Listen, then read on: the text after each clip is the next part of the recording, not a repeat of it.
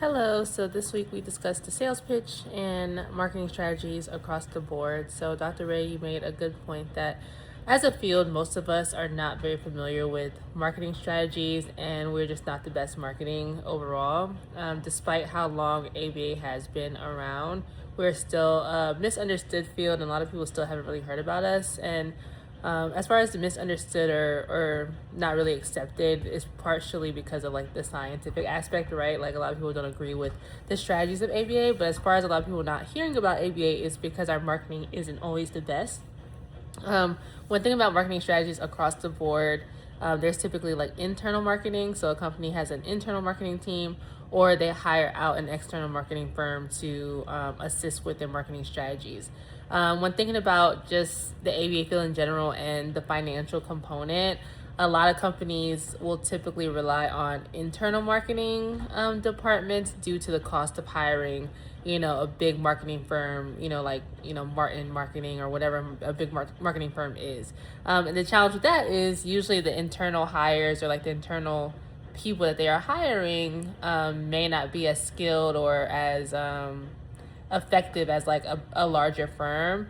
But then also looking at the cost of paying a marketing specialist, right? So marketing specialists make a good amount of money, and the question is an ABA company able to pay market rate for that specialist? And if not, they're probably going to offer a lower salary, and then they're probably going to have a specialist who maybe isn't as skilled in the field. So I know that that's something that my organization specifically has been struggling, and I've seen that with a few past organizations that I've been in, is the quality of the marketing specialist isn't always the best due to the amount of money they're willing to pay based on market rates for that type of position. As far as my pitch, I am thinking about tying in the concepts of my dissertation. So training BCBAs how to deliver disciplinary feedback to registered behavior technicians. So the question then becomes, why is this important to your organization and how does this make you money?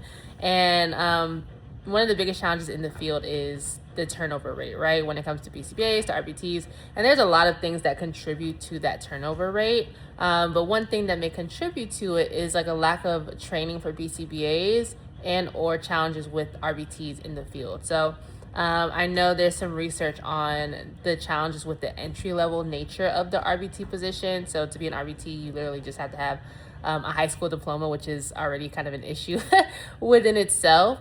So with that being said, a lot of BCBAs are often frustrated due to the lack of training and oversight of RBTs, despite the quote unquote clear guidelines of the BACB.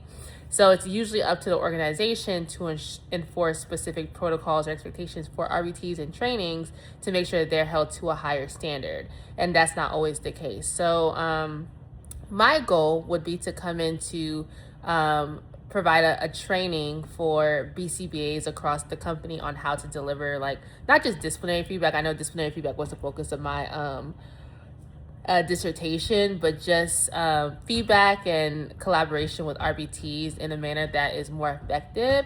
And then this will increase, BCBA confidence and, their skill set, therefore, hopefully contributing to less BCBA turnover. And then that's going to save the company money. Of course, I'll have to find some research to tie that all in together. But I think it is important to understand the state of marketing in the field and how, as a field, we struggle with marketing and what we can do to bridge that gap, whether that's with, just clinical ABA, OBM, or any other